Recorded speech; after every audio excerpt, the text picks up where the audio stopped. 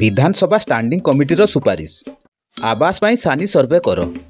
प्रधानमंत्री आवास बंटन रे अनेक अनियमितता होइतिबा विभिन्न महलरू अभियोग होई आसुची। केतेक अयोग्य हिताधिकारी चंचकता करी प्रधानमंत्री आवास हातेई नेतिबा चर्चा होउची। अपरपक्षे सरकारंकर अनेक योजना थाई सुधा एबे मध्य अनेक हिताधिकारी पक्का घर पाइबारु वंचित। तेबे एपरी अभियोग को गुरुत्व भावे नेइची ओडिशा विधानसभा स्टैंडिंग कमिटी। प्रधानमंत्री आवास योजना ग्रामीण हिताधिकारी को चिन्हट पाई पुणी थरे सर्वे करने को सुपारिश करा जाइछि।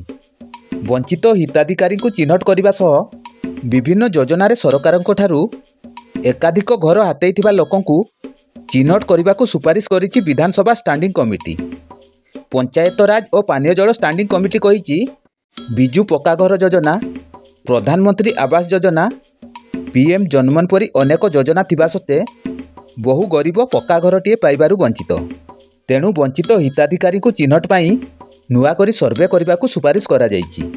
अग्निकांड, हाथी आक्रमण और प्राकृतिक विपर्यय बासगृह हराउथिबा क्षतिग्रस्तों को अंत्योदय गृह जगैबाकू परामर्श दिया जाइछि।